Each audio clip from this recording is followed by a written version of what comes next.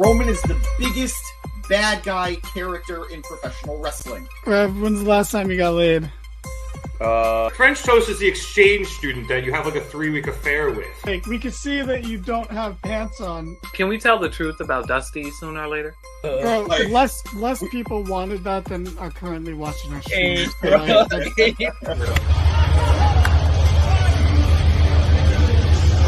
And you know Vince, and you still think, are these true? It's like... Welcome to the Mark It Down podcast.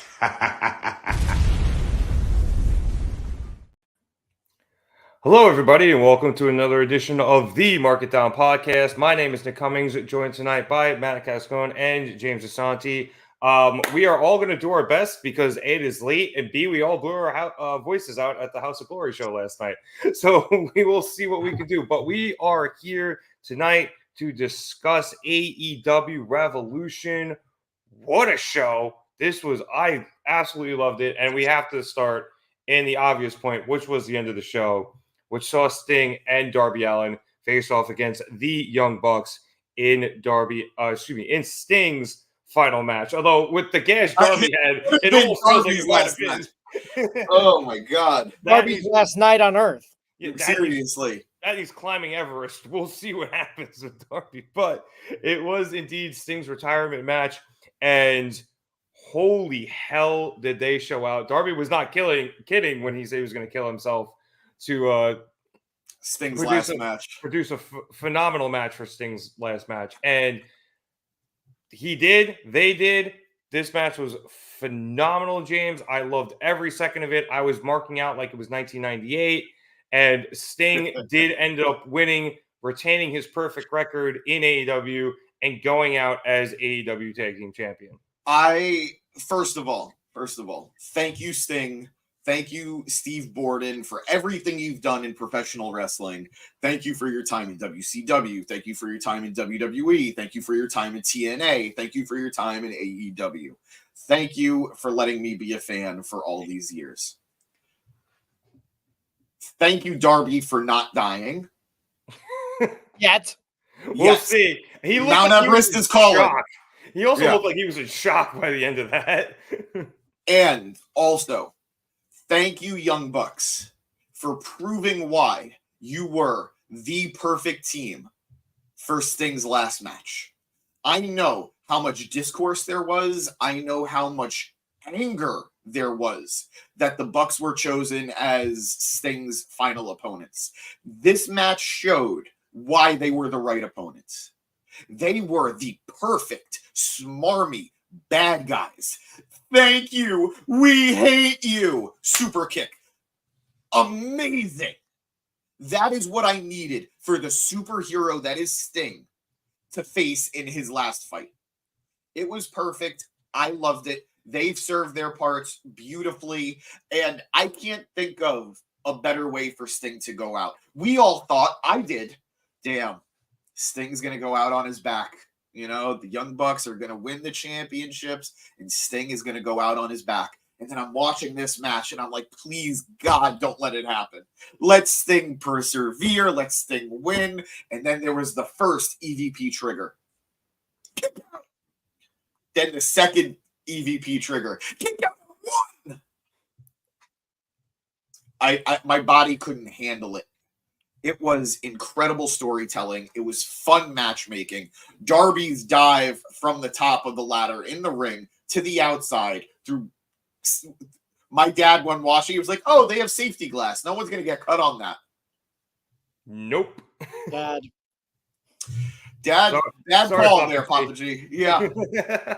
But beautiful match. And quite frankly, having watched that match with my dad while Sting's two sons are dressed as their father, starting that match off, I thought that was beautiful. I thought this was a storybook ending to a storybook career.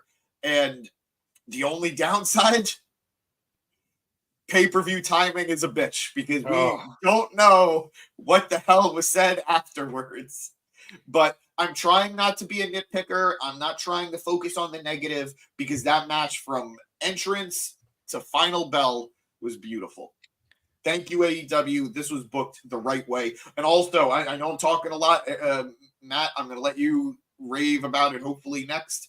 The video, the opening vignette before the match started was amazing. It was, I know producer boy said it, and I agree. It was the type of cinematic storytelling. It was the type of production value that, God willing, AEW puts into all of their big stuff moving forward. So just excellent main event, excellent way to end the night. Honestly, I had a Mexican Coke right around the time the main event started. We don't even talk about it.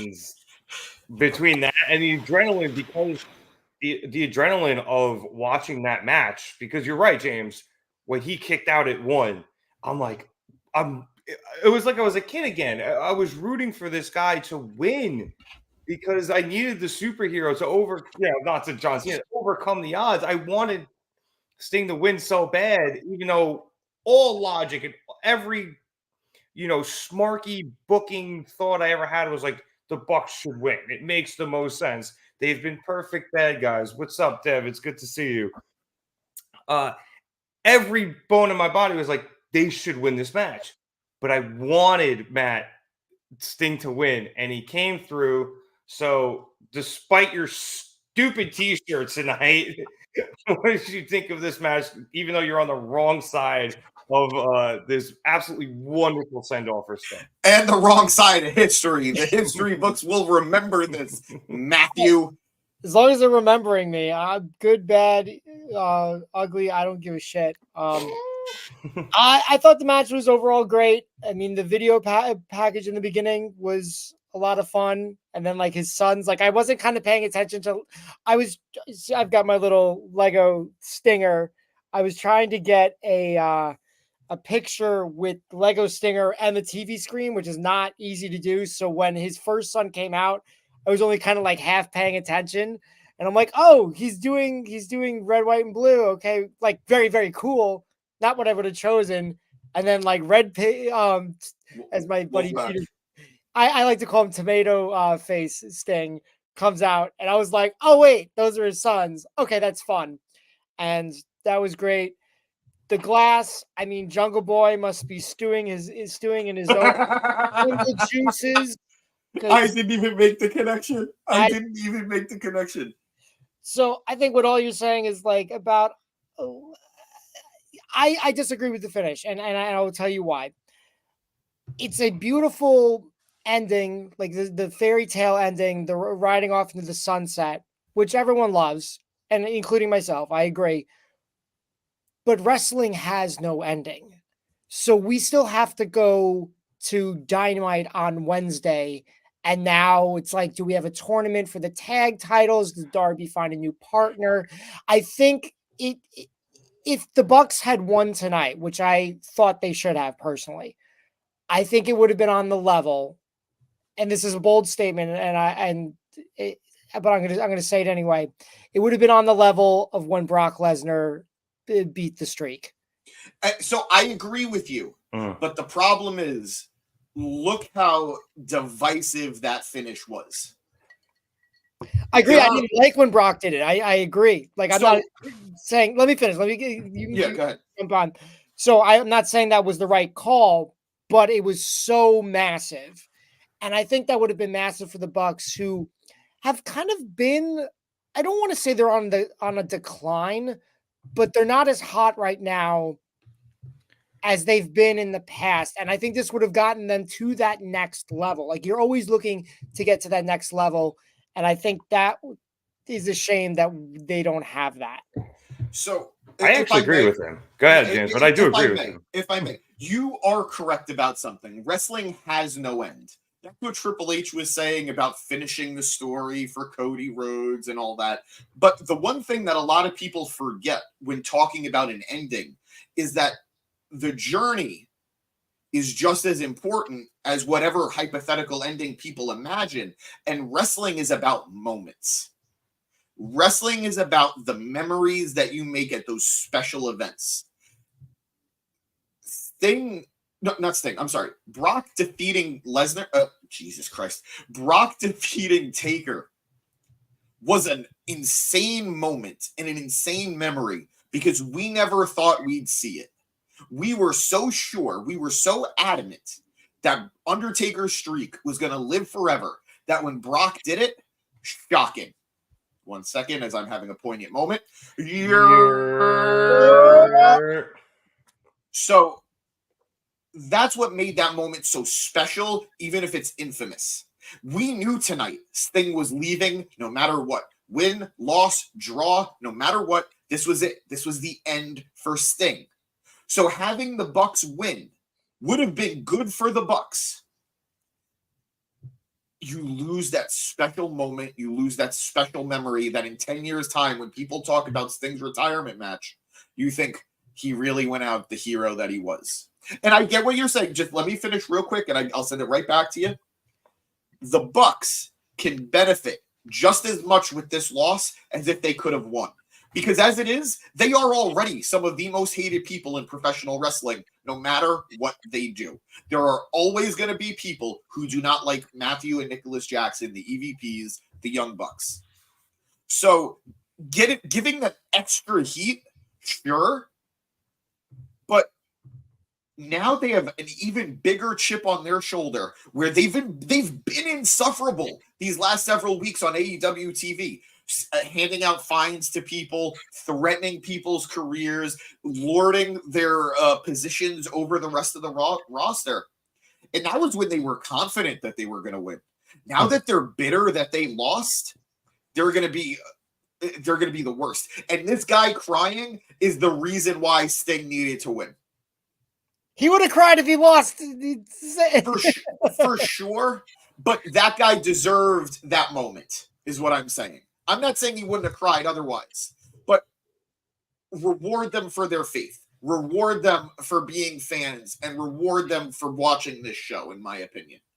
You talk about the moments and the journey. Even if Sting lost tonight, you still have, even though, yeah, you feel like you were getting something taken away, it doesn't take away from all those other moments of Sting's career, whether he's crushed or lost or tied with Ric Flair in the time of Raw. And there we have it. I gotta, yeah, that was a little awkward. Producer boy had a tweet up saying, sorry to cut you off, Matt, that Sting's last words were, "Hold on, I'm getting cues," on the pay-per-view as they ran out of time. So hopefully AEW does post the rest of his speech. And I swear to God, if they don't, I'm coming for you, Tony Khan. But Matt, please continue your point. Yeah, thank you. I'm sure, yeah, there's probably stuff on their website and socials. But again, I also think it's about, I've always been very adamant, and there's definitely exceptions to this, but I think when in wrestling, you should go out and put somebody else over. That's typically the route I take. So I feel like the Bucks should have won, or I wouldn't have liked this at all, but it would have been something. What I would have gone for, but like maybe Darby turns on Sting at the very end there. God, no. We got to cut you off. No. We respect opinions here at the Market Down podcast, but they got to be good opinions. It wouldn't be my choice, but the Bucks winning would have been. You were starting to sway me with the Bucks winning argument because I got it, but you said Darby turned on Sting and you lost me. But I do actually, I do see where you're coming from, because I think the Bucks winning here, as they have been debuting this new gimmick of being the EVPs and being these absolute, corporate douchebags. They've even renamed, I think, the Meltzer driver to the TK driver that we heard tonight. It would have. I love it, by the way. I love it, by the way. Oh yeah, perfect. It's perfect. Hilarious. I think it would have propelled them to another level of heel that they are not going to hit at the moment without this win. But James, I also see where you're coming from, where Sting is one of the few people that he's been the hero for so much of his career. It kind of feels right that he goes out on top. It's always been, you go on your back, you put the new people over, and the Bucks winning tonight would have done that. But him taking them down just in this one instance for him does feel right. And I do kind of agree with Kevin in the chat here. if Sting was going to lose, it probably should have been to Darby, but Yeah. they didn't want to do that, and I'm totally okay with that. So, and I could also say too, Sting chose this match. We've been talking about that for weeks now. Sting chose the Young Bucks as his finish. Yeah, and Tony gave him carte blanche. He was like, "Do what you want." I don't know. Maybe it's the sucker in me. Like I love a classic, the good guy wins in the end story. And I think if there's anybody who's earned it, it's Sting. Like, and look at other people who have retired. Taker went out on a win on his retirement match against AJ. But what? Yeah. Was that planned though? Like yes. That was 100% planned to be his retirement match. And also, very cool photo here, producer boy showing us some of the clips from the end of Sting's. Producer, if you can make us more. The end of Sting's speech here, where the entire AEW locker room and Tony Khan spilled out onto the rampway to honor him. So apparently that's been posted. So obviously, when you're done with us here, I am going to obviously recommend to go watch. Hold on, Rev. Are you circling orange with your mouse? I don't know why, but I was just wondering why. But Kevin in the comments saying you can't ignore that the Bucks had a heavy hand in planning this match. It felt like an old wacky PWG match. I agree. I said it before when I was ranting. The Bucks were the right opponents for Sting. They were the right opponents for this matchup. Win or lose. If the Bucks won, it would have been nuclear heat for them. If they losing, they were still the smarmy bad guys for Sting to overcome. I think it was a great choice no matter what. Find you a friend who will do this for you like Darby did for Sting as we watch Darby just destroy his body. When the blood started just seeping from him, I almost couldn't look.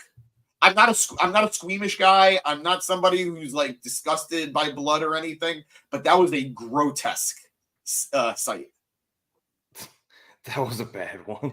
Gnarly. That one gash he had right under his left shoulder blade was so bad. Yeah.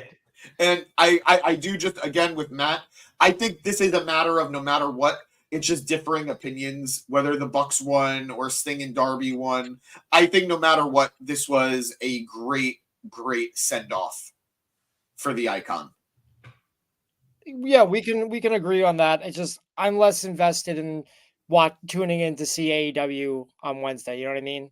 Like I would love to have turned in to see the huge reaction that the Bucks would have gotten getting booed like 10 minutes straight, not being able to talk on the microphone. Like I would have loved to have seen that. But so let me ask you though, are you not intrigued to see where the Bucks go from here as the losers, as these guys who were so confident they were going to win, and now that they lost, what are they going to do next? Does that appeal to you at all?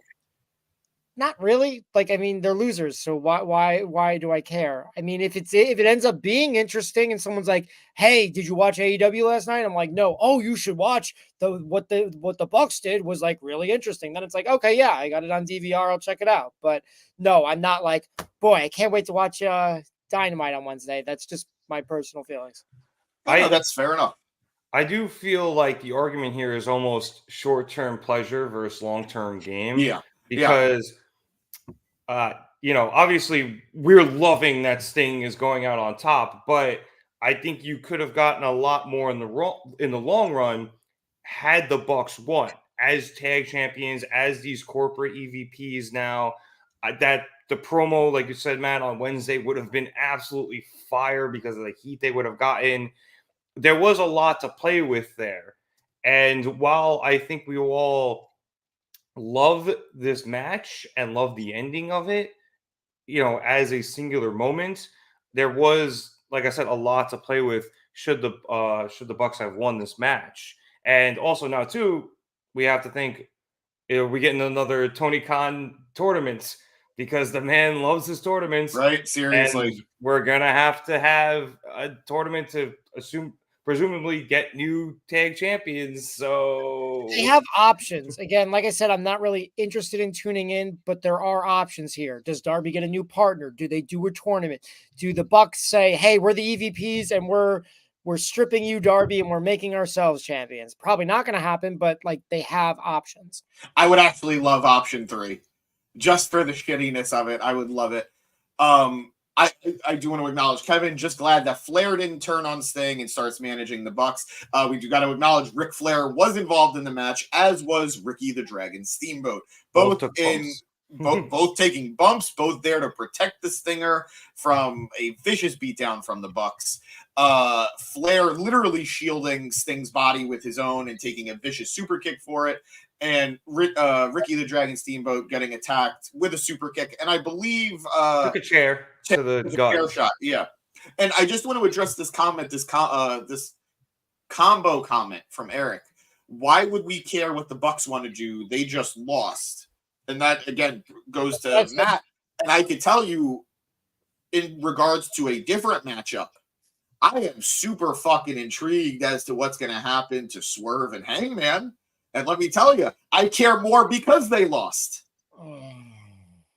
And you know I'm right, as much as it stings. Pun intended.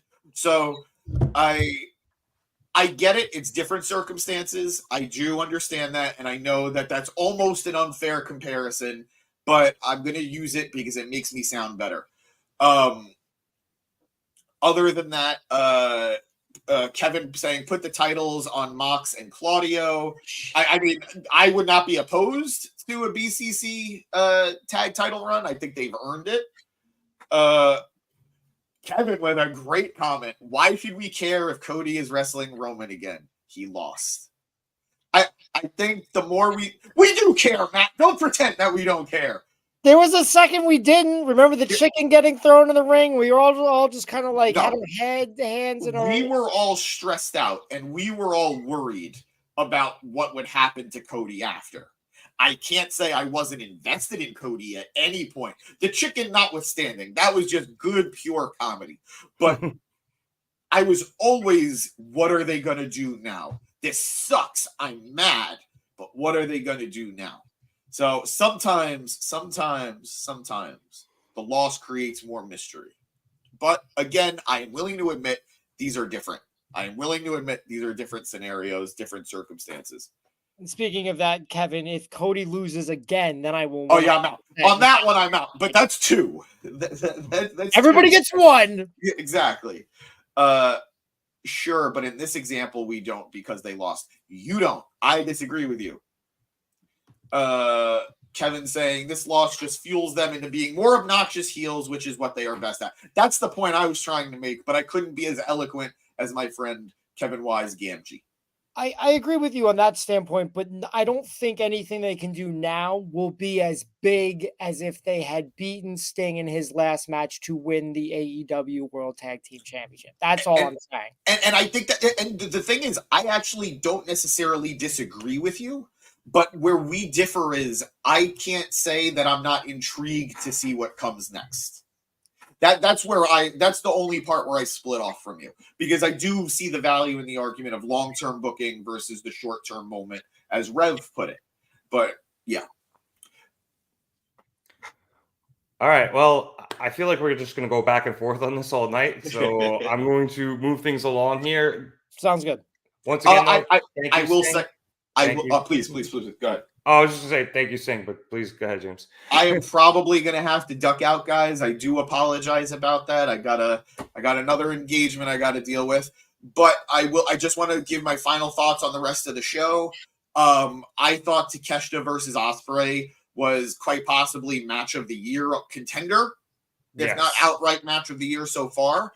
I thought the world title match, which I kind of alluded to already, I'm sorry I spoiled it, was very great storytelling. Very great storytelling. And I'm super intrigued to see where the two challengers go from here.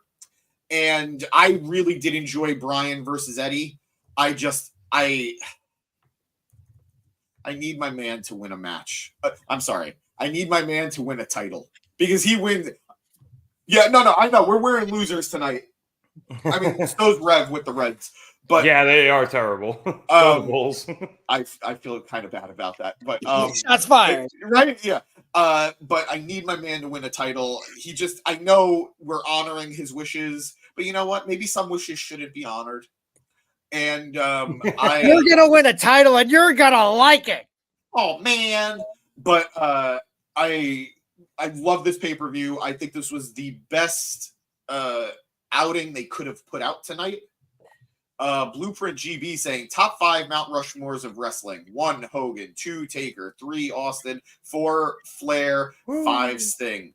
Hey, somebody is a fan of the golden era and the 80s and 90s of wrestling. I respect that. That is a great list of people in terms of professional wrestling. So good on you, Blueprint. I hope you enjoyed tonight's show, and thank you for joining us here at the pod. But guys, I am leaving Mark It Down's Revolution. Yeah, I'm leaving Revolution in capable hands with the Reverend, with the Lego Master himself, Matt Cascone. Thank you guys for having me. No, we're not ending the show. Love y'all. Talk to you later. That was cute, producer boy. Well said. Wait, isn't Mount Rushmore 4? No. I think he said top 5. Mount Rushmore. He did both. Like one more for luck. Yeah, whatever. Okay, so let's move on. Beginning or we can head to the top of the show. I don't know how much of the pre-show you saw, Matt, but I enjoyed what was on there. We had that very chaotic tag team match with the Bang Bang Scissor Gang and just the hodgepodge of Jeff Jarrett and the Slapnuts and a couple other people as well. Dev, you should go watch the entire pay-per-view. It was very good. Obviously, Bang Bang Scissor Gang getting the win there. And then Chris Statlander and Willow Nightingale faced off against Julia Hart and Sky Blue. And Statlander and Willow ended up winning. And I think Statlander officially joined up with our man Stokely Hathaway. So if you have any thoughts on the pre-show matches. No, I unfortunately had technical difficulties, so I caught the very, very end of the Christian match, which was, I believe, match number 1 of the night. Mm-hmm. Yep. So I missed the pre-shows. I'll ask. We talked on Wednesday, the last Dynamite, how much we enjoyed Chris Statlander versus Sky Blue. How it was really kick-ass, and the kids say it really slapped. How was the women's tag match? Was it able to follow up on the success they had on Wednesday? I think absolutely, yeah. It was a very, very good match. Obviously, all 4 women in this match are very talented. I really enjoyed it. I did. I just straight up, I enjoyed it. Okay, great.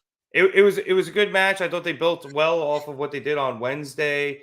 The crowd was very into it, especially early in the pre-show. Not everybody was in the building yet, but a lot of good reactions from the crowd. Greensboro really brought it tonight in general. I was scrambling to find some sort of Carolina jersey in my closet. But unfortunately, I only have Panthers and Hornets hats, and they both go backwards. And I didn't want to just throw one on for the sake of throwing one on. But it's all good. I have a Hornets hat myself, but not here at my parents. It's like both of them are like OG vintage 1990s shark tooth ones. Nice. I do have a few vintage throwbacks from Carolina, but yeah, no, it was actually that one was the second pre-show match. So they had a few more people than the Bang Bang Scissor Gang match, which also got a whole lot of reaction as well. So, and I know a lot of people are going to hate at the fact that Jay White was the opening pre-show match, but that match was a lot of fun. It was a whole lot of fun. So I think just have patience with Jay White. He'll be in a much more prominent position sooner than later.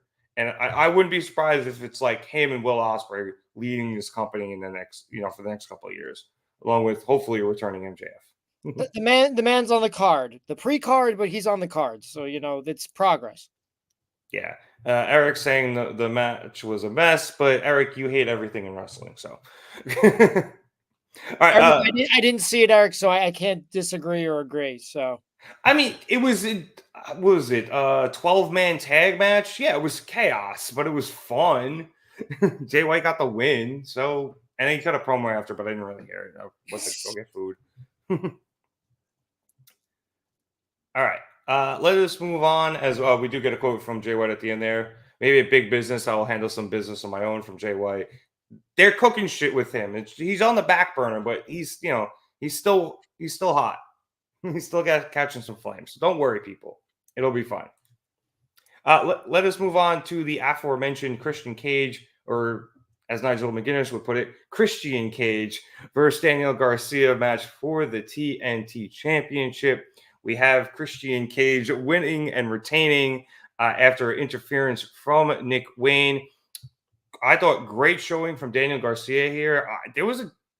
Honestly, I thought there was a chance he was going to win this match, but obviously, like I said, Nick Wayne interferes, Christian retains. I did have a lot of fun with this match, though, Matt. I don't know how much you saw of it. I know there's a lot of problems tonight with Bleacher Report to the point where AEW had to make it available on Fight in the US. That's how bad it got. I had no problems. I was on my Xbox. But apparently there were a lot of problems there. So what did you think of what you saw of this match? I really didn't see much. Daddy Magic made an appearance, so that always makes me happy. That's what makes my nipples hard. Faced off against Mama Wayne, Daddy versus Mama. I missed that part. Mother Wayne. he hit kill switch, so I saw that. It was literally, it must have been right before you came in, though. He came in, hit kill switch, I think with a chair maybe, yes, and then stared down Mother Wayne, and then the two of them got into it and fought to the back. Gotcha. Yeah, it was like in and out my stream. I did notice for there was a few people with new gear tonight that looked really fresh, and Daniel Garcia is number one on my list of, he had new gear that looked really, really good. So first of the night, that's really all I have to say about that match, unfortunately. No, and that's fair. I've been really enjoying Garcia's come up lately ever since he had those few matches with Danielson, and then ended up joining the Jericho Appreciation Society. It really did him a lot of good. And we've discussed it on the pod before, how we weren't sure about him joining the JAS as opposed to the BCC. And I think joining the JAS worked out for him a whole lot. He found a character there that people actually give a shit about. And with that combined with the fact that he can actually wrestle, which we already knew, it has really put the crowd behind him. He had a funny spot where he had Christian in the corner and pulled his turtleneck above his face. And then he hit him with something. I forget, maybe a knee or something in the corner. But it was really funny to see him use the turtleneck against Christian. I did truly enjoy this match. Christian, obviously, though, retaining. That's the move here. He's on one of the hottest runs, I think, of his career with that title. The Dead Dad thing is one of the funniest morbid things ever in wrestling. So I'm totally here to keep that going as long as possible. And I honestly enjoyed this whole card, so you're gonna hear me saying a lot. I enjoyed this, but I did have a lot of fun watching this match. Cool. Yeah. AEW, I think a lot of guys in professional wrestling right now, the work rate is really good. It's just guys got to figure out who their characters are. And I think we're seeing that with Daniel Garcia. I think for me personally, I really think he's always been on my radar, but I think this current run that he's on, this kind of push that he's getting, really developed really nicely during the Continental Crown, the classic. Yeah. I think that was the start of, and you talked earlier about the Bryan matches, which were also great, but really the run he's on, I think, is in part due to the Continental Crown Classic.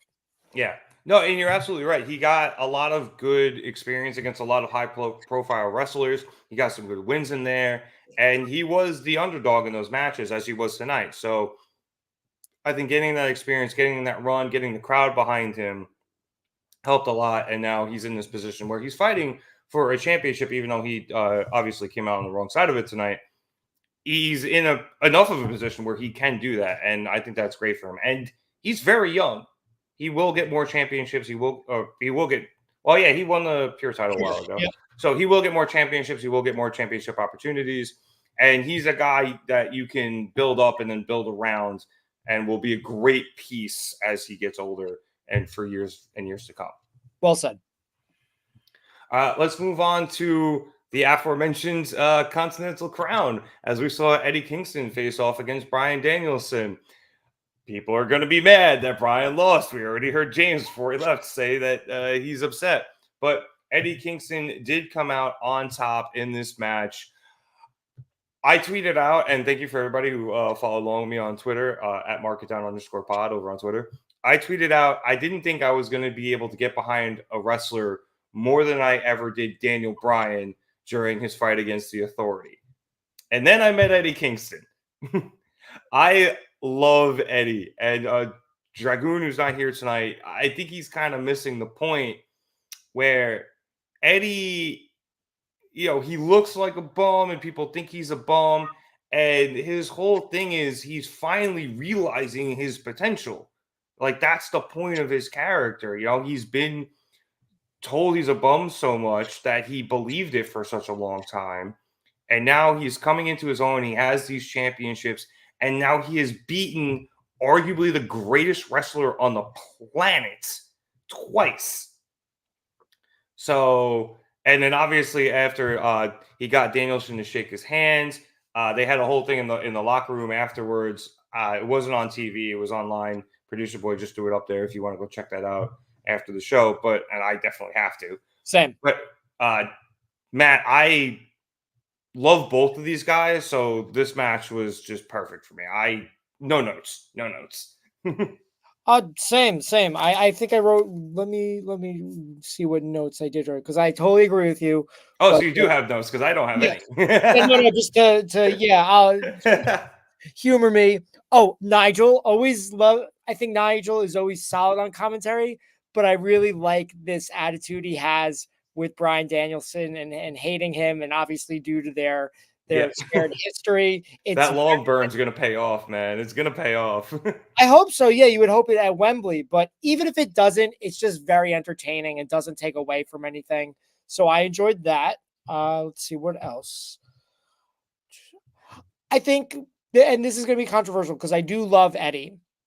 I think he should lose the title. Like, not tonight, but I think like ASAP. I always enjoy all three of them.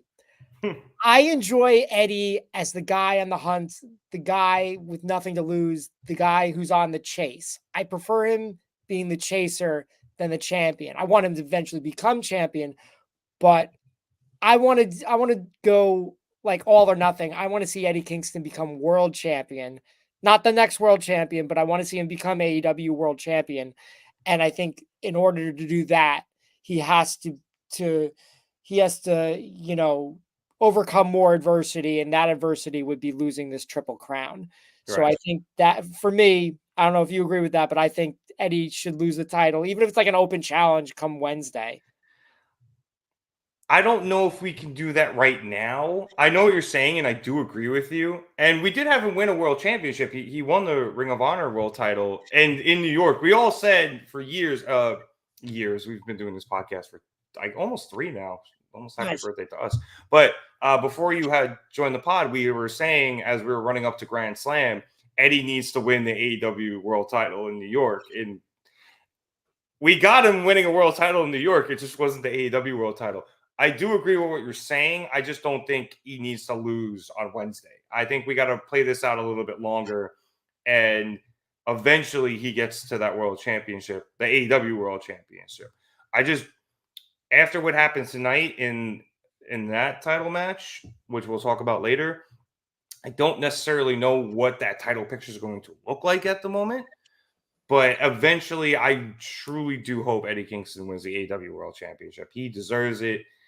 It's really cool watching this like dude from Yonkers who was just a wrestling dork growing up, living out his dreams, wrestling his heroes. Especially, he was not even a wrestling dork, a Japanese wrestling dork. And he's out there wrestling his heroes, interacting with them, and then he has this match against Danielson where it's just all he does is tributes to those All Japan guys and stuff like that. And this was another love letter to them, and it was just absolutely beautiful. Yeah. One other note I have, I love the ending, the handshake. Danielson kind of like fakes him out, and he's like, "I'm just fucking with you." I thought that was funny. and just kind of felt like off the cuff, but natural. And then after the handshake, this was a really nice attention to detail. And I got to give credit to Eddie Kingston. Brian goes to lift his arm, but Brian had been working that right arm the entire time. Yeah. Yeah. And so like Eddie was just like, no, and like had to switch. So Brian lifted his left arm, and that's, they're that was a nice attention to detail for me. I would say if there's anything Eddie's like particularly good at, it is his attention to detail with selling with stuff like that. It's those subtle things that I think make him one of my favorite wrestlers. Because he pays attention to the small stuff that make it much more believable. James is still here somehow, but he's in the comments. James saying there are too many heel champions right now for Eddie to lose his AEW title. Once Christian loses the TNT or Joe loses the world title, I'm good with him dropping the crown. So I think that does make sense. There are a lot of heel champs in AEW at the moment. So having a face champ to get behind in Eddie, I think is good for them at the moment. That's a good point. I didn't think about that, but yeah, I think he should lose it soon. But obviously, some other things would have to take place first to make that happen. I think. Yeah, because I think you have the right idea. You think you have to balance it against the rest of the roster and where the titles are and everything. Because I've been gunning for Jay White to get like the international title or something like that, and just he's not in the position to get it at the moment. He's gonna, hopefully, he gets that at some point, and he has a great run with it. Hopefully, he gets the AEW championship as well. But I would love to see Jay White like facing off against somebody in New Japan for that title. I think it would be awesome. Yeah. All right. Next up, we have the replacement for the Meat Madness match. Yep. What do you think? Tell us. You bring Wardlow versus Powerhouse Hobbs versus Lance Archer versus Chris Jericho versus Hook versus Magnus from CMLL versus Dante Martin versus Brian Cage in an all-star scramble match. Obviously, as Matt said, this was the replacement for the Meat Madness match. A lot of controversy surrounding that after Miro tweeted out that Tony Khan inexplicably didn't know that Miro was hurt. I don't know what's up with that, but we could talk about that later. This is one of those matches where I was like, okay, all the talents in here is good. I know this match is going to be good, and it was a lot of fun, and I enjoyed it. I kind of didn't care.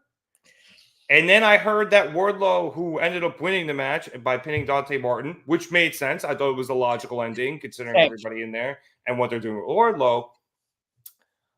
That man gets a world title shot now? Yeah. Excuse me? Baking powder? What? I was not aware of that. Apparently, I wasn't listening enough on Wednesday. But I guess we're pulling the trigger on that now already. I mean, it could be a prolonged number one contendership, or it could be like he loses but shenanigans. So, or there will be a rematch somewhere down the line. For me, this match, it was fine. It didn't do much for me. Dante Martin was struggling. He got through the match, but there was a number of botches on his end, which I get it. It happens. He's a talented guy. He's had plenty of great outings, but tonight was just not his night. It happens. I personally would have just liked to, they could have done the Meat Madness match, the three guys, and they could have thrown Brian Cage in there to make it 4. And I think that would have been sufficient. And kind of like they announced the Meat Madness match, and then it's just like, but wait, there's more. And Brian Cage is there. That would have worked for me. As opposed to this.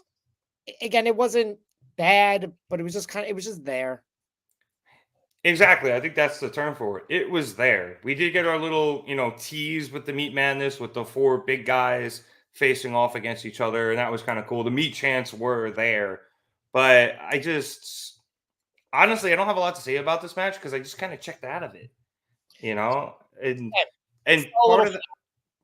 part of that is just because Tony Khan doesn't let the matches breathe.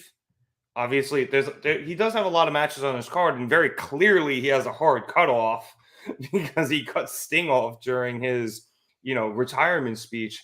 So, yeah, I mean, people on Twitter here saying that we didn't need the scramble match; we could have given Sting more time, and I guess, but my point was that Tony crams everything in so that they could get, what was it, almost 9 matches in on the card within that 3-hour window, or I guess 4-hour window. And he never lets anything breathe. So at some point, you just have to kind of check out of something. And unfortunately for me, it was this match. I literally couldn't tell you anything that happened outside of the 4 meat guys standing off against each other, and Wardlow winning. That's all I remember. Yeah, I didn't write much in the way of notes here, so probably not worth harping on it. Yeah. Oh, good for Wardlow. He's gonna get his title match. Maybe he can bank it and save it for later, which I think plays more into what they're trying to do with him and the Undisputed Kingdom in general. So They have options. Yeah, we'll see where that goes. All right. Speaking of the Undisputed Kingdom, let's move on to the AEW International Championship match, which saw Orange Cassidy face off against Roderick Strong. Orange Cassidy came in more taped up than a poorly wrapped Christmas present, as his back was just absolutely shot. And obviously, the king of the backbreakers, Roderick Strong, worked that over the entire match, eventually hitting an end of heartache to win the AEW International Championship. Like I said, this was a good match. Obviously, 2 very good talents, and Orange playing hurt the whole time. The back came into play multiple times throughout the match, and I think I kind of figured, and I assume you did as well, that Roddy was going to win this match. But I do think it was a little slightly overshadowed by what happened after, where Kyle O'Reilly made his return to AEW as Matt pulls out the Red Dragon shirt. He came in. He looked like almost he was going to jump Roddy, but then they ended up hugging it out. But he did not accept the Undisputed Kingdom T-shirt from, I believe it was Bennett, and ended up walking out. I don't know what red eye Kyle took, but he looked a little tired. Either way, it might have been by design. Yeah, I was about to say maybe he was supposed to look a little haggard, but either way, I'm excited to see Kyle O'Reilly back in AEW, and I'm excited to see where this championship goes with Roderick Strong. I think the International Championship is the workhorse championship, and ironically enough, Orange Cassidy made it as such. But it is the first title the Undisputed Kingdom has won, and I think that's a big win for them. Yeah, I agree completely. I mean, they're on a roll right now. Like, because I've kind of been iffy on the group, but tonight, they looked good, and there's no denying that. We're showing the spot now where Roddy does the gut wrench. Roddy's on the second rope, does a gut wrench on Orange Cassidy, and drops Orange Cassidy across the corner with the turnbuckle and the ropes, and it's just nasty. It was a great spot. That shot they showed of the laceration Orange ended up with, like on his lower back, I thought that was going to be the nastiest thing I saw tonight. And then Darby happens, but that was a rough looking landing, and that was a rough looking burn. Yeah. I really liked the match. Was not a fan of Roddy's entrance. He was going for like a cape and a mask kind of thing, and I'm like, it didn't work. Just stick with the mustache. But I think this is good. I think Roddy needed this title because he had been on a huge roll, and then I feel like once he joined this group, like he kind of gets lost in the shuffle of the group, and winning this title helps him stand out again. Mm-hmm. And I think he's totally capable. He's a capable, incredible guy to be your champion. Oh, so, I don't think it's a. Producer Boy has up a tweet of Roderick Strong to Orange Cassidy, and it's the gif of Shaq humping Kevin Hart in their old TV show. I don't think Orange didn't get dominated. Like, he had a good showing, but he was clearly playing hurt, and that's what ended up costing him the match. I was surprised that Roddy won clean as well. So I think that really brings into play that Roddy is a credible contender and now champion, and the fact that Orange Cassidy was so banged up, so hurt. We saw some of that in the video package before this match. And then, of course, super happy to see Kyle O'Reilly back. He's always been one of my favorites. fun side note, I pop every time he's got his Dex arm on his arm. Dexcom, sorry, his Dexcom on his arm, which is a diabetic device. I was wondering what that was. Yes, so Kyle is a type 1 diabetic like myself. So like he's always been my guy. Really enjoy his work, and it's all the more impressive that he doesn't let this condition like stop him from doing this very competitive, very grueling activity, job, career, what have you. So great to see you, and I like that I sorry, keep talking, and I promise I'll let you get a word in edgewise. It was interesting. It was interesting. Yeah, he looked like he might attack Roddy. Didn't. Congratulated him. Gave him the hug. Didn't take the shirt from. I believe it was Bennett. Yes, Mike Bennett. And it's just like, does Mike Bennett's shirt just smell bad, or is he ready to join? Is he even cleared to compete? These are all things they have options, and we don't know. So that's the kind of thing that'll make people want to tune in on Wednesday. So if I do watch, I am looking forward to seeing how that turns out. Yeah. Normally when I was going to say Roddy, but I guess it's Roddy or Kyle O'Reilly, when they're wearing something on their arms, I'm usually thinking of these. Nice. These old Undisputed Era armbands. I still have them in my drawer right next to me in my desk. But I didn't know that about him being diabetic. It's really cool. It reminds me of Adam Morrison, I think. He used to have to get insulin on the sidelines during basketball games. James also still in the chat checking me. Yes, the Kingdom has the Ring of Honor tag team titles. So the Undisputed Kingdom has gold already. I was not thinking. So now this is their third title, but it is their first title in AEW. So, and it's also their first title as they have now been an official group. So I do think that is a big deal for them. It makes them more legit. And I do like the fact, as you mentioned, Matt, that they went clean. Roddy went clean. I think that's a very big deal. He should be presented as a legit guy. And I'm sure in the future he will retain through nefarious means or whatever. But beating Orange Cassidy, injured or not, clean, is a big deal. Agreed. And, yeah. Also, too, there was something on the pre-show with Orange, similar to what we saw the other week, where he was with Doc Samson in the back, and he was just barely cleared again. So they wrote that a little bit more in. We have to, again, cut everything off for John Blattner. What's up, John? Good to see you. James back in the chat. Being cleared to complete is clearly not a requirement for this group. I was obviously talking about the Undisputed Kingdom, as Cole was there tonight. He didn't roll out, I think, at the beginning for Roddy. Was it Roddy or Wardlow that Cole came out for? Wardlow. It was Wardlow. Yeah, that shows you how much I checked out on that match. But he did come out in the wheelchair, which was kind of funny. But yeah, we'll see what goes on with Kyle O'Reilly. I'm just happy he's back. It's always fun to see cool Kyle. And hopefully he's healthy and can continue wrestling. Oh, yeah, I forgot Roddy came out with a mask and a cape. Yeah, I did. That was I commented very briefly. I was not feeling his entrance. Just stick with the mustache. It's what works. Yeah. Did you see? I saw he was doing an interview the other day. He stole the Adam thing from his son. No, that's amazing.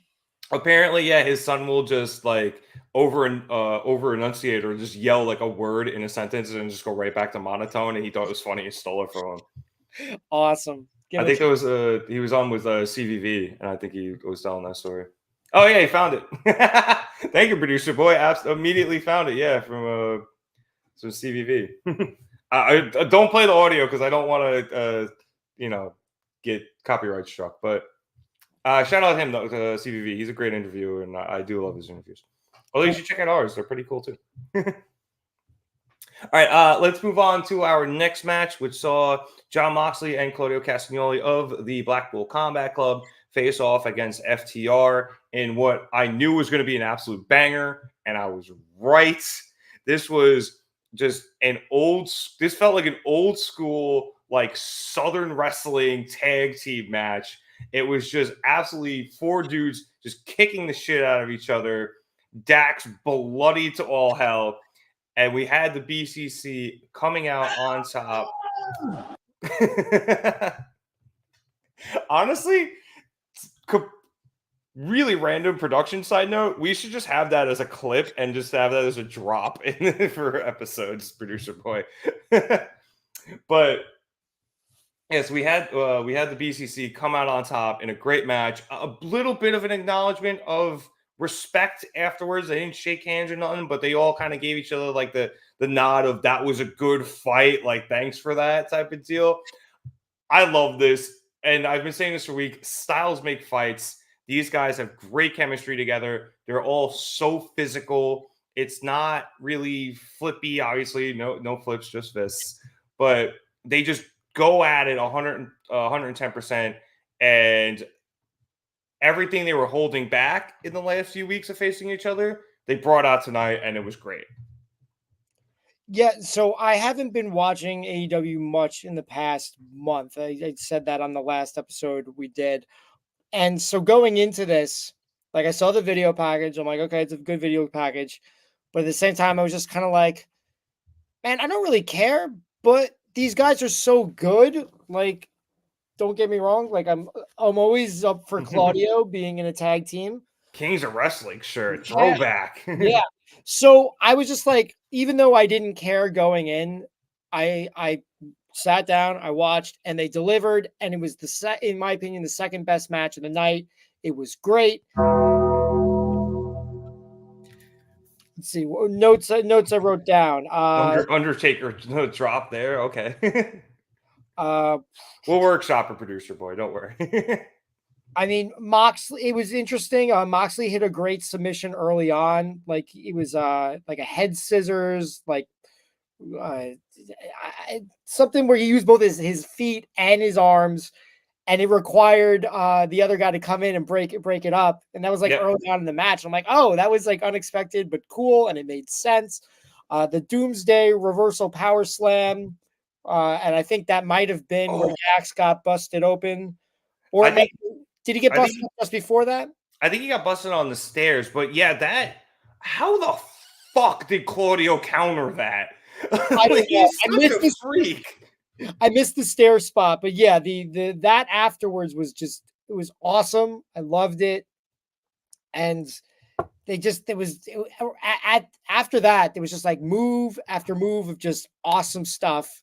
And it was like, what are these guys going to hit each other with next, and what's it going to take to put them down? And we found out they both got choked out at the end. Of course, Mox known for his rear naked choke.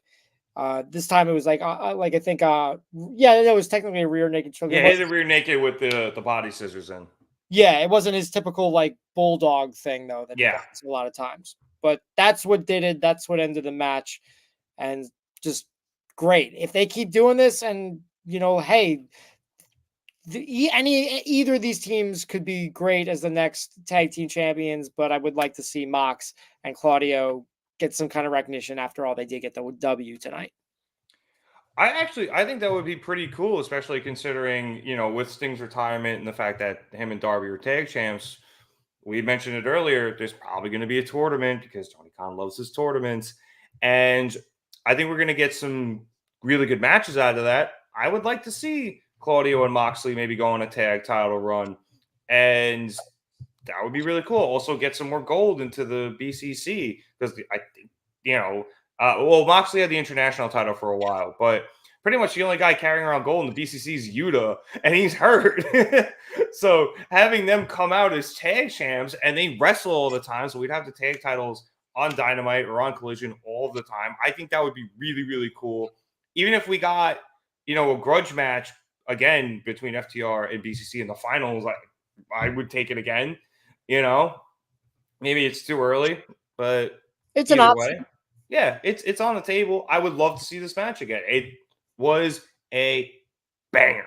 Like I said, old school, like NWA, like Southern style wrestling. Just as JR would say, a slobber knocker. He did, yeah. Yeah. Agreed.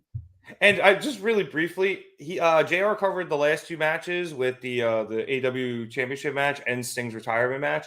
I thought he was great tonight. It was great to hear him back. I know he's been he's been sick recently. It was really nice to have him back. I thought he was on top of his game. And I know sometimes people are like, oh, he's a little bit washed. He's getting up there. I thought he did a really, really good job tonight. I think he was on his game, and he was in good spirits, and I think that's the most important thing. And it came across in his commentary, so that's good. Yeah, and it was fun to obviously have him do Sting's final match with Shivani, some old school. I know we all think of JR as the WWF guy, in the Attitude Era, but he was in WCW for a very long time. So him and Shivani doing that match felt right. And as JR made the joke, they took the young guy Excalibur up with them, so it was really, really nice. I want to check into the comments here. We got Mufsin. I hope I'm pronouncing your name correctly. I'm sorry if I'm not. Mufsin, thank you. What's up, guys? Show was awesome. He was live and in person. I hope you had a great time. If you have any comments from how the crowd was or anything, let us know. We'd love to hear them, and we'll discuss them on the show. So I'm glad you had a great time at this pay-per-view. I'm wondering if that's my buddy Muffsin or a different Muffsin, because it's not I have a buddy named Muffsin, but that's not it's not his picture. So he'll let me know, or I'll let him know. Yep. All right. Let us move on now to the AEW Women's Championship match, which saw Timeless Toni Storm go off against Deonna Purrazzo.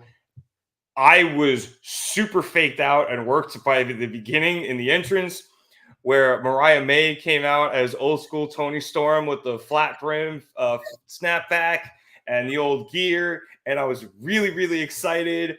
And then I realized it wasn't Toni. And then I was still really, really excited. Bonk. But this match, I really enjoyed it. Producer boy has a soundboard. I really enjoyed this match. This was a very technical match. Like, it was worked that way. Obviously, these are two women who use a lot of submissions. And we did get to the end of the match where Timeless Toni Storm was locked in to the Venus del Milo, and she ended up tapping. However, the referee was distracted by Luther, and then Toni was able to get out of it after. Actually, she wasn't even able to get out of it. Mariah jumped on the apron to distract Deonna. Deonna got up, just absolutely booted the fuck out of Mariah, but that allowed Toni to get up and hit a Storm Zero. I think it's still called the Storm Zero for the win. I did enjoy this match, Matt. I think it got a little bit lost in the shuffle. It was between two very good matches. Obviously, the tag match before it and match of the year after it. But I think if this is one of those matches where if I go back and watch it and really focus on it, I would probably love it a lot more than I'm just saying now, because it just happened to fall on a very poor spot on the card for them. Yeah, it's just that sometimes timing is everything, and this is one of those moments where the timing wasn't right. I will say the entrance was great. I mean, this was the first of three kind of psych out entrances, if you count the two Sting Sun spots. We'll call them cosplay entrances. They were to their father. Yeah, they were fun. They reminded me of some of the stuff they've done with MJF with entrances in the past. It worked really well here. Mariah May pulled it off. The main thing I would say, I enjoyed the match, but the ending just felt kind of uninspired, kind of basic. I would have liked if the ending had maybe done one extra move, like Toni hit her finisher and Deonna kicks out or finds a way to miss said finisher and keep the match going a little bit longer, maybe a couple reversals until the finish. So yeah, that it felt like a little abrupt and a little uninspired, which is not how you should talk about Timeless Toni Storm ever. So maybe the rest of the match was fine. Just the finish was my complaint. Darling, nothing Toni Storm ever does is uninspired. But I do kind of agree. I was actually expecting more of a submission-based finish, especially with the last few weeks of them using each other's finishers. I would have been a lot more cool. I don't want to say cool with, but I think the finish I was expecting was Tony doing something to cheat, knocking Deonna out, and then putting her in her own finisher, the Venus del Milo, in her own submission, and finishing the match that way. I was expecting something with that, and we ended with the Storm Zero instead after the distraction. I'm not against it. It worked like okay, but I think the word you used there, uninspired, actually works very well. And I hear what you're saying, and it does make sense because they had, like you said, they had been doing all these things in the weeks prior. But if you remember, Deonna did have her in her submission finisher, the Venus de Mayo, and made Tony tap out. Right. I don't think they wanted to have, like, it's one thing to have Deonna lose. I don't think they would want to have Deonna tap out in her first pay-per-view title match. Oh, I was thinking she was already like knocked out, and then Tony put her in the Venus del Milo just to add insult to injury. I was thinking something more along the like she got knocked out due to shenanigans, and then just because they had been using each other's finishers. I don't remember if they had used them on each other throughout the match, but I thought that would have factored a little bit more into it, and it ended up not taking place. Yeah. No, I hear what you're saying for sure. But yeah, let's get on to the best match of the night. Yeah, I always try to give the women more time than Tony Khan does, but as I mentioned, rough spot on the card, uninspired finish, as you said. It's also late, it's 1:30, so I'm not going to bed for another 3 hours. I Yes. did dishes after this. Match of the night: Will Ospreay, Konosuke Takeshita. I don't think I've ever done this on the podcast. Standing ovation. Just, oh my God, I loved every second of this. This was amazing. All I can say, the first thing I wanted to say is Blue Thunder Bomb reversal. What the fuck? How did that happen? There was that. There was a Styles clash. Yeah. Well, Ospreay ended up winning with a hidden blade, but just what? I expected this, and I'm still in shock and awe. What? It was very fast paced as well, so I didn't even write much of the way of notes. You had nobody had any time to. I was just that invested just watching it. Women. Producer boy still testing the soundboard in the background. All right, real quick in the comments, Blueprint going back for his top 10 here. Hogan, Taker, Austin, Flair, woo, Sting, Rock, Macho Man, Randy Savage, oh yeah, Bruno Sammartino, Bret the Hitman Hart, and Shawn Michaels. Honestly, solid top 10. Very, very old school top 10, but it is a solid top 10. But all respect, Blueprint, I want to talk about this Ospreay Takeshita match. But Matt, you were saying. No, I think you got this one covered. I will say that Takeshita, the corner spot he did on Ospreay, where Ospreay got that huge welt on his back, was pretty insane. I just realized I confused that spot with the orange spot. They had similar spots. Yeah. And they both had, so it was kind of similar corner spots, but that was a brain buster, right? Like Takeshita tried to hit a brain buster, but then Will's the one who got the huge burn on his lower back. Yes.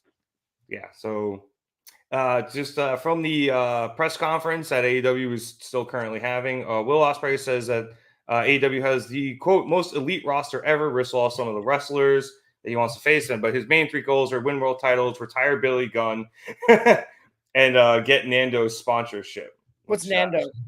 I assume that's another wrestler, so that that he can get him over here to America. That would be my guess. But I mean, Blueprint back in the chat again. Ospreay is goated, dude. After tonight, he's so good, and we kind of discussed this. We were talking about this last night at the HOG show. I don't think you were at this part, Matt, but we were discussing after Ospreay's match versus Ricochet, how much Nando's is an Australian chicken place apparently. Oh, okay. That'd be cool. But we were discussing, after Ospreay and Ricochet's match, that very hyped one that either everyone loved it or hated because it was very choreographed and all flippy shit the whole time. Yeah. Will Ospreay has evolved so much more than Ricochet did. And you can see that as, in the ring, on the mic. Ricochet has still kind of been the same guy he's been since that match. Ospreay is gone so far beyond in his evolution as a wrestler that he is clearly one of the greatest on the planet right now. And you saw that tonight. And again, early ticket to the Takeshita bandwagon here. I think he faced off against one of the other greatest wrestlers on the planet right now. And you had, as we said, what is probably going to be match of the year. Yeah, I mean, you hit the nail on the head. I'm not sure if I 100% agree with the Ricochet comparison, but I will say I feel like Ospreay is in a much better position than Ricochet is currently, even if Ricochet is with WWE. Yeah, no, 100%. But there was nothing. This match was very, very enjoyable. The spot that I already talked about, I just want to say it reminded me of the Tower of Terror in Disney World. Like, that's the only thing I describe it as. Such a crazy move that I don't think he didn't really hit it the way he wanted it to, but it was still brutal, and it was probably even more memorable. And like, oh, you got to check out this one clip from the match. It's like probably that's going to be one of the highlights. So. Yeah, it was one of those things where, like, even if he didn't get it clean, like, he was able to adjust where it still looked awesome. So it didn't matter. James still in the chat. Ricochet is super athletic. He also sucks. Mean. He's still a very good wrestler. I just think, like I said, from where they both were at that time, because everyone was always comparing them, Ospreay has just gotten leaps and bounds above Ricochet, and Ricochet is still where he was. What was it? Almost 10 years ago. So I also do want to hop back in the chat to answer Blueprint GB's question. Whatever happened to Kenny Omega? Kenny unfortunately has diverticulitis, so he's going to be on the shelf for quite a long time, I imagine. We just hope he gets healthy and can, get back to 100%. Just in general. Diverticulitis is not a joke. And I know Brock Lesnar kind of shook it off easily, but Brock Lesnar's a freak of nature. So hopefully Kenny can get back healthy. Also, as we are looking here at Producer Boy putting up a tweet with Will Ospreay's back, showing that very nasty bruise / burn that he got in comparison to Darby Allin just absolutely leaking with probably a couple hundred shards of glass in his back. So, yeah, Will, somebody had a worse back injury than you tonight. Sorry, buddy.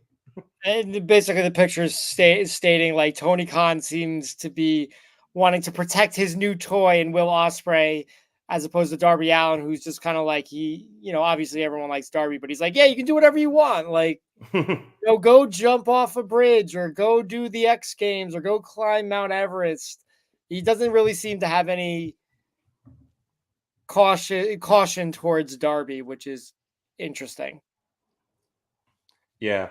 Apparently, Will is also in the media scrum trying to convince Tony Khan to not pull him out of the Dynamite match he has currently planned with Kyle Fletcher. Fletcher did make his return from injury tonight. He is still the Ring of Honor television champion, but it matters. But Fletcher had been hurt. He hadn't been with the Don Callis family for a while.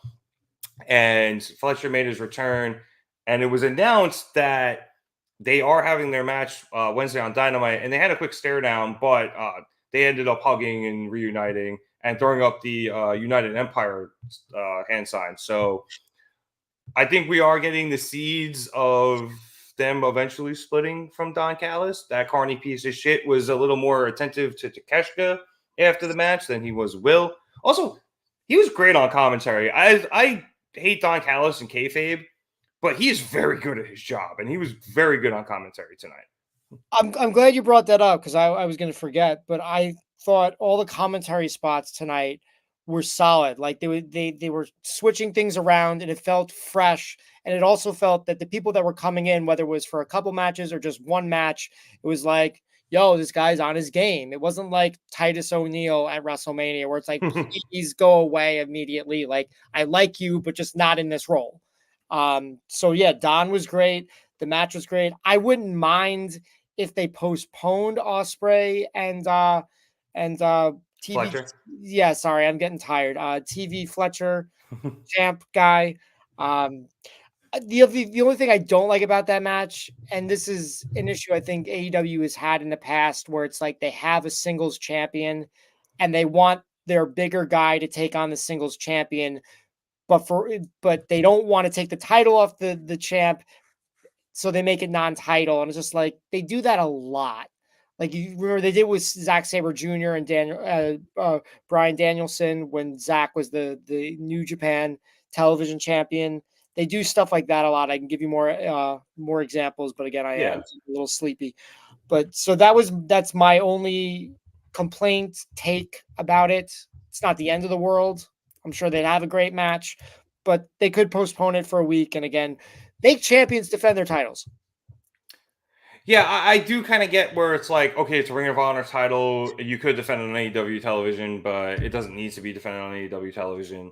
It is what it is. It's more for the storyline of two Don Callis family members fighting again, especially two guys who are who are United Empire and not just Don Callis family. So I think they're going more for that.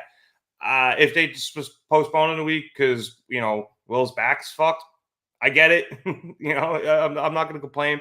It'll be a good match eventually, but if you gotta push it a week, push it a week. Don't kill the kid. You just signed him. Yeah. All the reports have been that he's going to be the face of this company in the future. So don't kill the golden goose the first week, Tony. If he's got to take a breather, let him take a breather, even if you have to force him to. Yeah. But I am very curious to see how all of that plays out in the future. But all right, we got one more match to cover here, and it was for the AEW World Championship, as we saw Samoa Joe face off against Swerve Strickland and Hangman Adam Page. I think we officially have our double turn. We saw Swerve decline taking Prince Nana's crown and use it as a weapon, which is what he used to be Hangman Adam Page the first time. We saw Hangman Adam Page assault two referees in the process of this match. The first one to drag him out of counting a Swerve pin that would have won him the match against Samoa Joe after he had a second Swerve stomp. And the other one, he just beat the fuck out of Bryce Remsburg. So we saw that. But we also saw Samoa Joe tap out Hangman Adam Page with the Coquina Clutch. And I'm going to call it that. I don't know why Excalibur doesn't. That's his fucking move. But we saw him tap out Hangman Adam Page to much controversy on the commentary table as to whether or not Hangman did it on purpose to prevent Swerve from winning the title. I am a little conflicted with this result, Matt, because I love the fact that Samoa Joe retained. I think, as James mentioned at the top of the show as he was leaving, you have a lot of branches you can go off of here with the storytelling for, the fact that Swerve doesn't have the title, Hangman doesn't have the title, Hangman technically cost Swerve the title. There's a lot of stuff to go there. Oh, breaking news into the Market Down podcast. Tony Khan has announced that the World Tag Team Championship is now vacated, and there will be a tournament soon to determine the new champions. Also breaking, water is wet. We were always going to get a tournament. It's just now official. It'd be hilarious if you just did a battle royal randomly. Like, I don't think they work for tag titles personally, but it would just be funny to shake things up. Yeah. Although I think there's a lot of stuff they could do there. We mentioned the BCC earlier, Young Bucks as well. There's a lot of stuff we can do there, but we could talk about that in the future. Like I was saying though, a lot of places we can go with Samoa Joe continuing to be the champ. I'm excited Joe's still the champ. I love Samoa Joe as champion, but there was a part of me that was like, yo, you got to strap the Rocket to Swerve right now. He's so hot. I said he's the hottest thing in wrestling outside of The Rock right now. And he was the hottest thing in wrestling before Rock came back, period. So I'm a little conflicted about the result, but I'm still okay with it. I definitely have the same conflicted feelings. I mean, Joe's only been world champion for 62 days. Again, like I said, I hadn't really been watching AEW the past month. He hasn't defended since the match with Hook, right? Pretty sure, but no one's been worthy. Okay, so that means he won the title and he's got one successful defense Before before tonight. tonight. Mhm. So it would suck if your title reign was only 62 days and you only had one successful title reign. So I don't hate the fact that Joe gets more time and probably more defenses. That being said, it feels like it's past, like I don't think they've missed the boat yet, but it feels past the time to put the title on Swerve. Like I would have said, put it on February if there was a pay-per-view. This match in itself, I liked the story. It was interesting. The wrestling was good. We saw a spiral tap from Swerve, which I don't Yep. know the last time we've seen that. That was cool. He busted that out. That was a surprise. My complaint for the match was that they missed a lot of. I think you can question whether it was supposed to happen or not supposed to happen. But I counted 3 pinfall attempts that were supposed to be broken up that weren't. Like it happened 3 different times. Like they were missed. Page was very late when he was when he hit the first ref. When he pulled the first ref out, you saw I think he slipped. Like he grabbed his leg, but he almost like he just didn't get a good grip on him and he slipped out of him. regardless, there was actually a kick out. It kind of negated the pulling the ref out. And I know things happen, whatever, but I'm just saying it happened like 3 times. And it just kind of took me out of the match. It was just kind of like the third time was when Page hit Bryce. It's like maybe that was supposed to be interference, or maybe there was supposed to be a kick out and Page just didn't care and beat up the ref out of frustration regardless. But all I'm saying is that was frustrating for me personally. The one thing I will say that is a good thing besides the Joe aspect, the good thing about not having Swerve win tonight is that this wasn't the main event.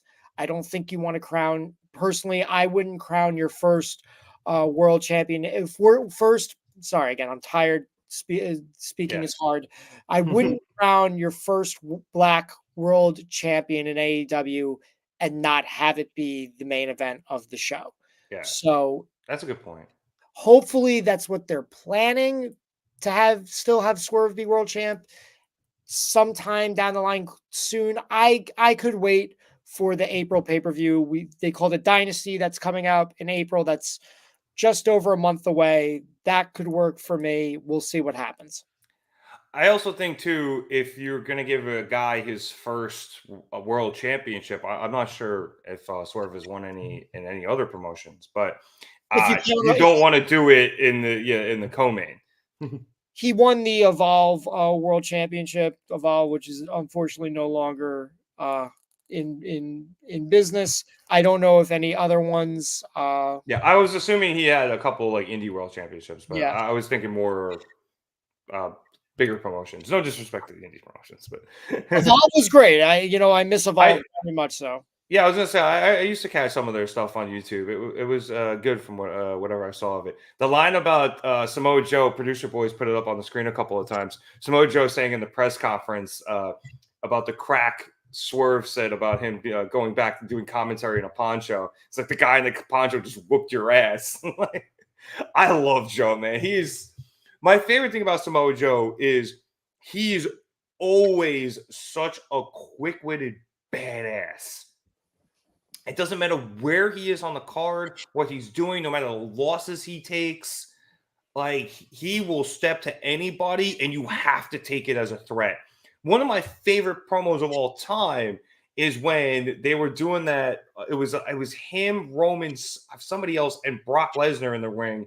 And it was right after the beautifully named Great Balls of Fire pay-per-view where Brock beat Joe.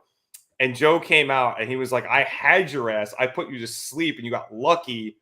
And then Brock wasn't looking at him. And then Joe went, you look at me when I'm talking to you, boy. And I thought Brock was going to kill him. But you had to take it seriously. And that's why I love Samoa Joe. And that's why, despite the fact Swerve didn't win tonight, I'm so happy Joe retained. That was a great promo you talked about. I believe Kurt Angle was the other person in the ring. He was the GM. He was the GM, yeah. Yeah, and Joe, there was I think it's from that promo. It was a great line. It was Joe said, "You didn't beat me, you survived me." Yeah. What my only other note about the match that we've been talking about, this triple threat, I love the graphic. You know, we've had the running joke about the graphic for Hangman and how it's always something funny. The lower third, yep. Yeah, it's just like who's writing these? And tonight it was Adam Page with his stats, and the quote was, "Has absolutely lost it." And boy, were they right. As whoever does write those, I think I heard like Hangman writes them himself, allegedly, but who knows? Whoever writes them, though, has been great since the start of AEW. They've always been fantastic. I guess the last note I have on this is because Swerve has now lost, and now we have this double turn. I do find it interesting, despite the fact he did not win the championship. I do think it gives Swerve a very good opportunity now that he's the face to be the guy who's chasing the title again. You know? And obviously he's been chasing it, but he's been doing it as a heel for the most part, even though we've slowly been working him back over to the other side. Now he's lost his opportunity at the title because, that dastardly Hangman Adam Page and his mustache stole it away from him. Thank you for doing that before I even said the mustache.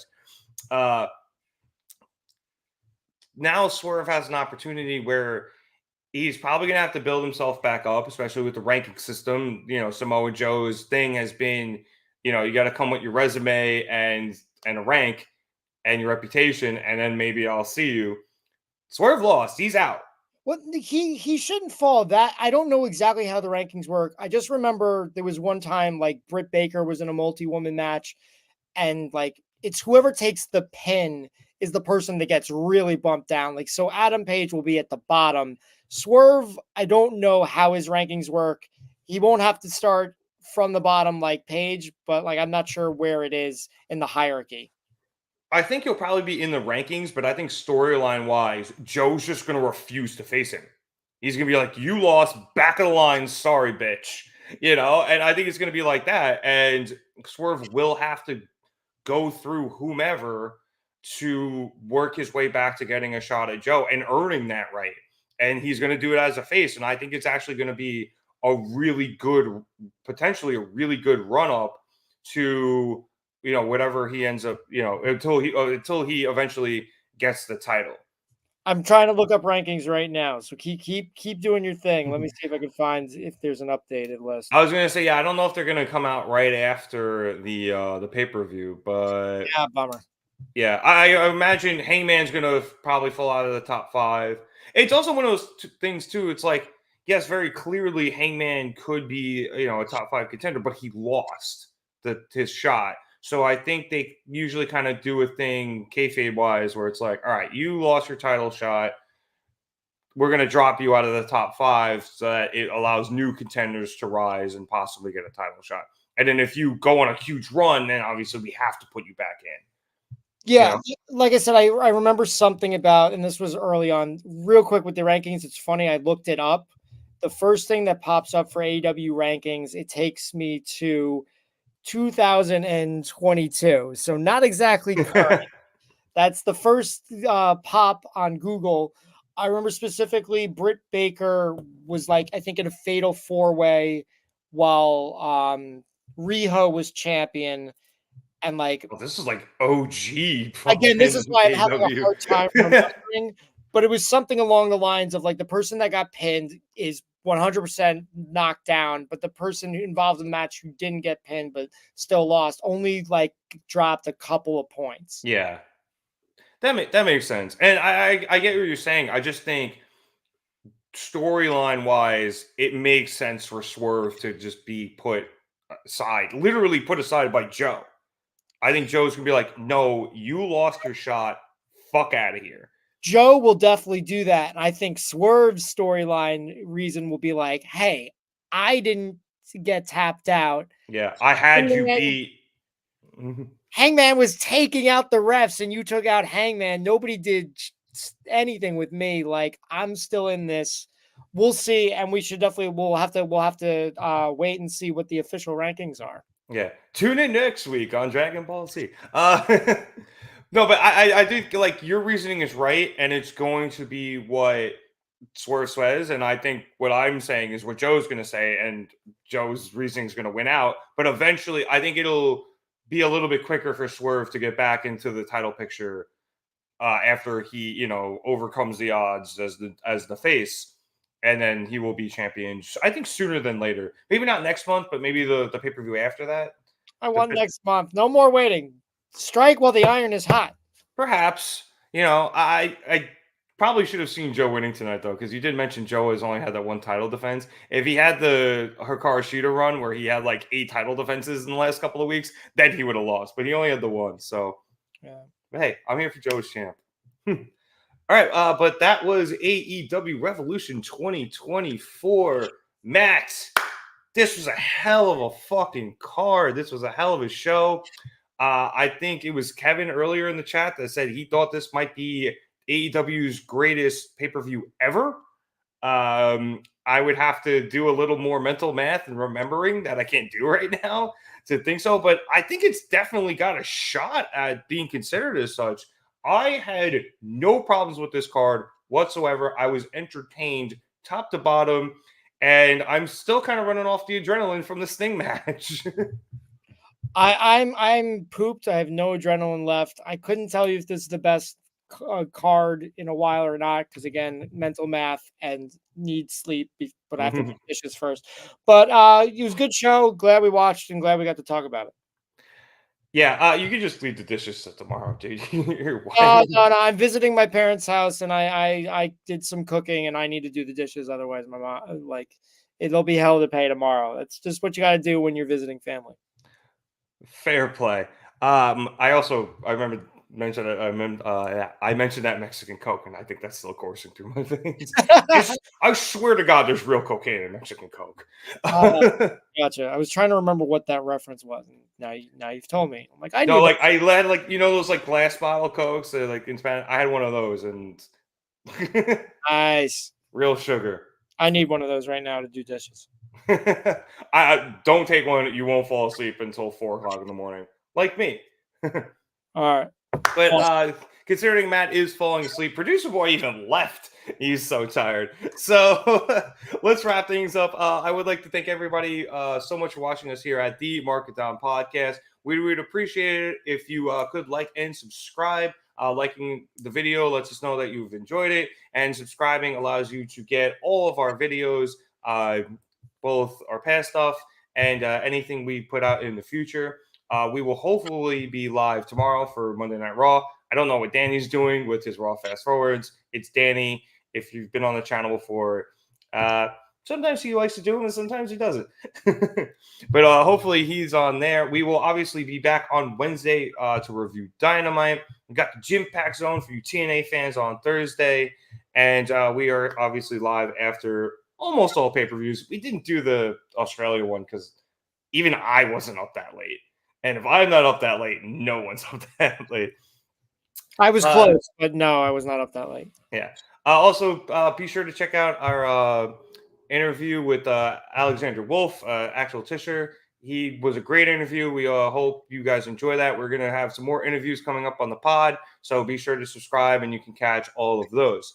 For those of you who want to follow us on social media, check us out on Twitter, Instagram, Facebook, and TikTok.